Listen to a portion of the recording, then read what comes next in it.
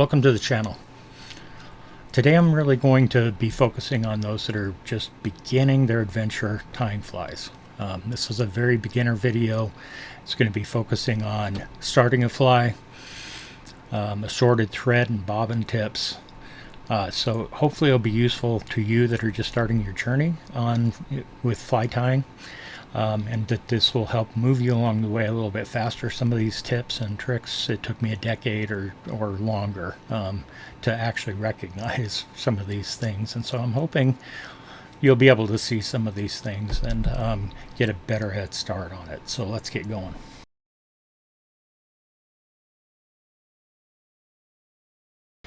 So one of your first steps in tying flies obviously is going to be getting your thread going through your bobbin. There are tools that can help you with that. I like using this tool here. It's a Stonefo threading tool. I'm just going to stick that down the barrel so you can see that that's kind of sticking right up against my thread there. I'll hold that in place while I take my thread. I'm using fluorescent here to hopefully make this a little bit easier to see.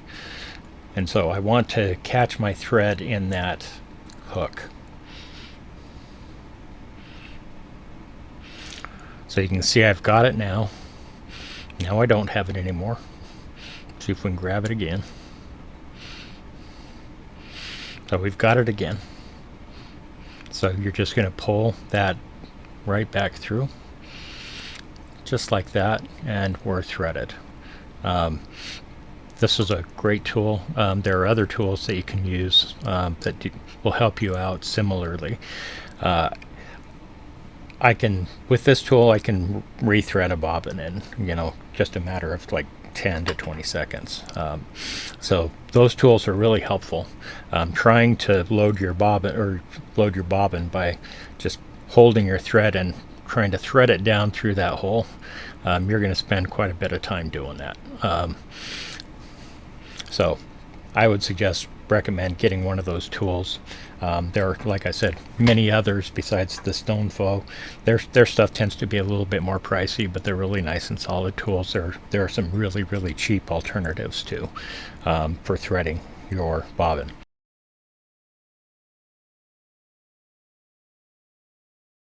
One question that I do get from time to time is, what's wax and what is it all about? So I wanted to cover that briefly here. When I get my thread, regardless of the size, I almost always will buy unwaxed thread. That's what I have here.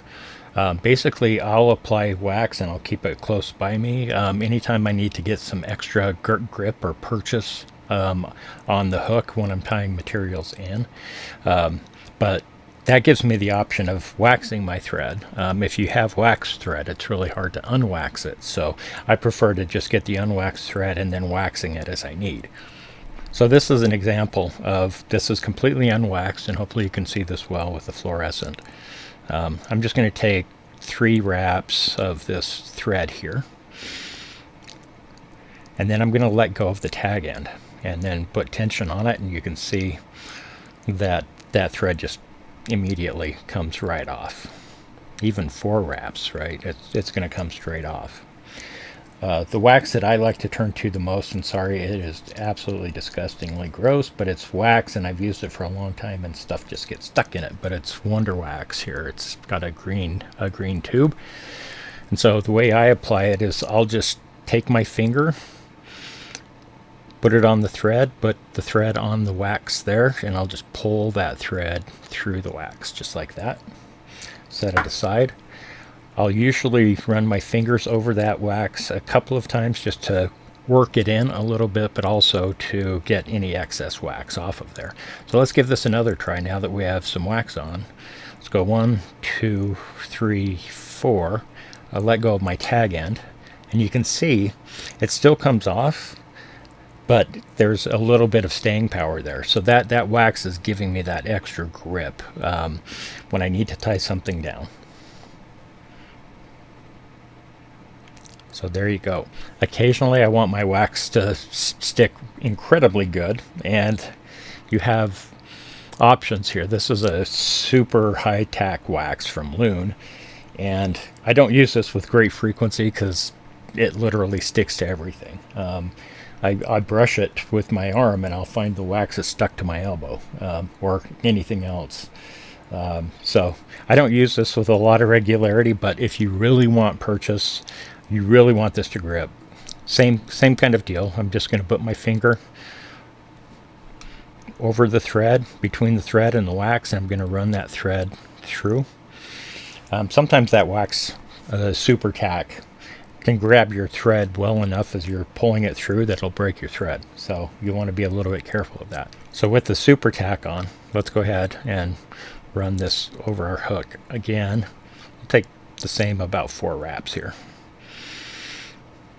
I'm going to let go of my thread and you can see the hook bending upwards. So comparing that to the very first when it was unwaxed, remember we put 3 or 4 wraps down and we pulled up, let go of the tag end. This is our tag end. We let go of that and lifted up on our bobbin, and that thread just unwound and came right off. Got a little bit better with the Wonder Wax. Now with this high tack wax, you can see it's on there so good, and it will come off for sure. But you can see it's pulling even enough tension that it's pulling the hook up, rather than coming unraveled. So that's wax. That's my approach to wax. Certainly not the best or only approach to wax, but that's how I do it. You know, I've probably got about 80 to 120 spools of thread, of every color, size, denier.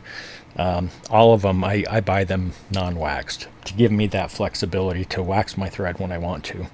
So if I'm tying down something like a hair wing or something like that where I want to pull really tight and I want it to not slip at all, that's a good place to wax your thread. I'll do the same thing when I'm tying in a hackle. And when I want to capture that hackle on the other end, I want a really good grip. I don't want that thread to slip around on me. I want to get a wrap or two and have that locked in place. So that's wax versus no wax.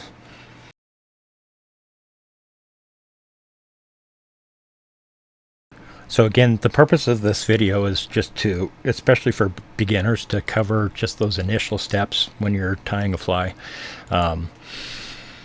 From start to finish. That's what this is all about, is starting your fly, different control techniques with your bobbin, just some tips on all of that. So we've threaded the bobbin, talked a little bit about wax. Now let's just really briefly cover how to start your thread on your hook. I'm actually going to use a pretty heavy hot pink floss here. Hopefully that's more seeable, more visible.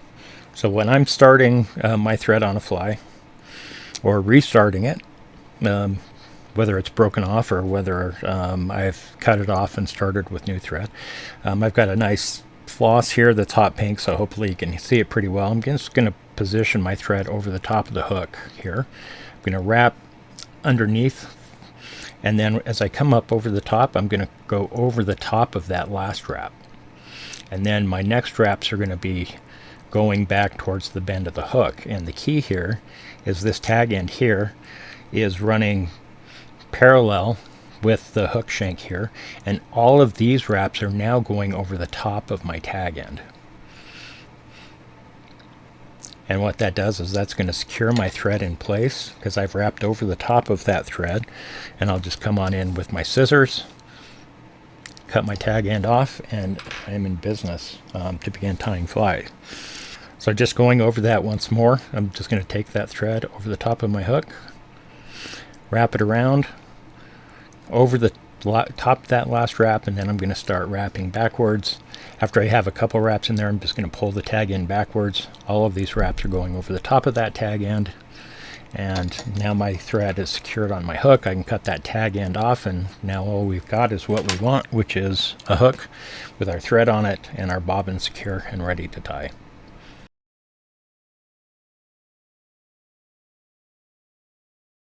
So now I want to just turn to just a couple of kind of tips on thread control. You'll hear me talk about thread control a lot. You'll hear that from a lot of fly tyers as well. I just want to show a couple of the more common ones that you're going to use that'll be incredibly helpful as you're tying flies. Get you ahead a little bit faster. Took me a long time to recognize these techniques, trying to get you started a little bit faster than I was. It took me about a decade to figure out some of these and learn some of these techniques.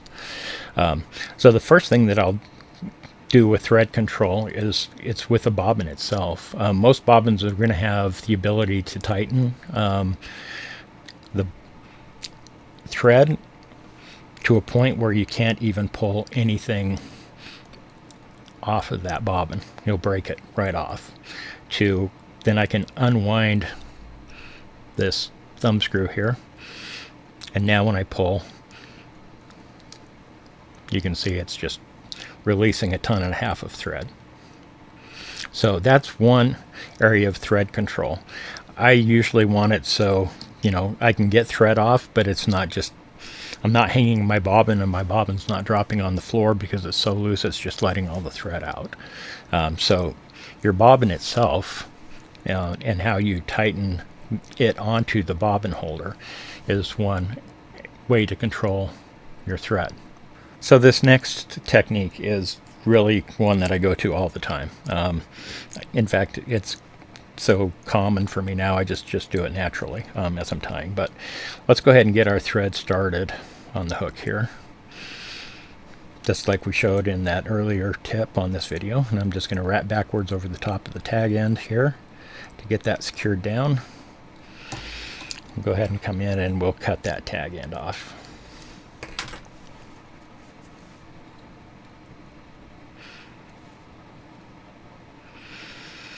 So as you're tying, and I'm going to try to do this fairly slow so you can see it pretty well, as I bring my thread up and over the top of the hook, that's what I want it to do. I want it to jump back towards my fingers. Let me turn this thread clockwise, which is not what you want to do in this particular situation. But what you'll see with a clockwise, see how my thread is jumping over the eye of the hook? That's not what I want. I mean, that makes it hard to get wrapped, right? It's just keeps going, and I'm unwrapping actually, rather than wrapping on. So if you find your thread is kind of not jumping back to your fingers or where you want to tie the material in, simply let your bobbin hang and then spin it counterclockwise, and that will cord up the thread, but it'll also make it jump backwards. So notice the difference.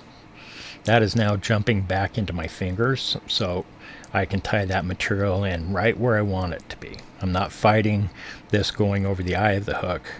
It's jumping back towards my fingers, and that's thread control. By spinning my thread clockwise or counterclockwise, I can get my thread to either jump backwards or jump forward. Most commonly for me, it's jumping backwards that I want it to do. So for the last thread control tip that I was just going to show you, very much similar to the last one, but for a completely different purpose. And I've loaded back up the fluorescent pink floss because I think it'll demonstrate this a little bit better, or more clear. Although this works for all deniers of thread, this just happens to be a really heavy denier, being a floss. So we're just starting that thread again right there on our hook, and then we'll cut off our tag end here.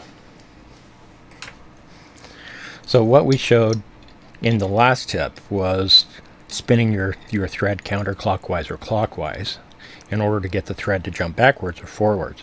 So after I've turned that counterclockwise, you can really see down here how much those individual fibers of the thread have spread out.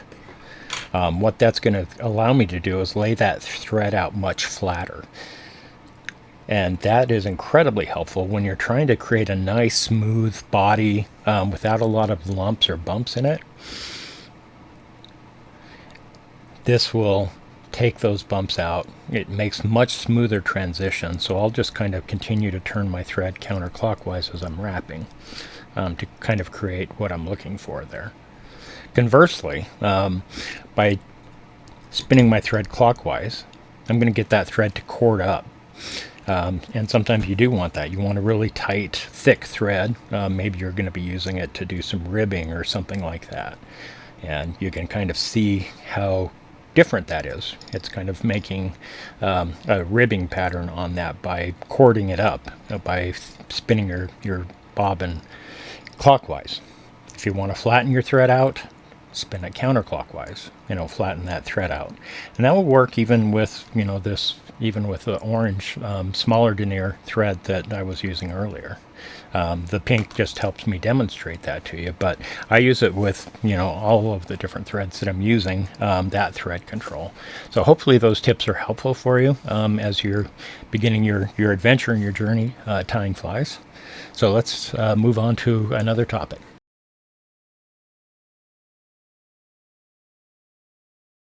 So let's cover one more topic here. I want to cover thread breaks, just because I was under the impression as I started tying flies of something that really wasn't the case, and so hopefully this will be helpful to you. When I would break thread, and I would break it all the time, especially when I was using a light denier and I was just learning how to tie, but too much tension on it, break the thread quite often. I still break the thread from time to time, a little bit more careful with it than I was at first. But when I was starting to tie, my thread would break halfway through the fly. For me, I had two options. Option number one was to get a razor blade and cut everything off and start over again. Option two was to just cut my thread. My thread doesn't need to be cut because it just broke off, but I'll just take my hook out of my vise and throw it in the garbage can and put a new hook in the vise. But the reality is you can recover from most of your thread breaks. And that's what I kind of want to demonstrate here. So using this nice fluorescent orange again, we're just going to go ahead and get this started on our hook.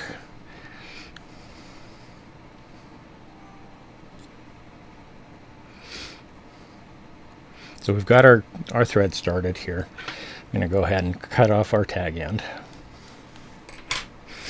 This time let's go ahead and tie some material in. I'm going to use a piece of white CDC feather here because hopefully that will be visible with my blue shirt and my fluorescent orange thread here. So I'm going to tie this in this way. This is not about how to tie in CDC, by the way, but actually this method is kind of helpful.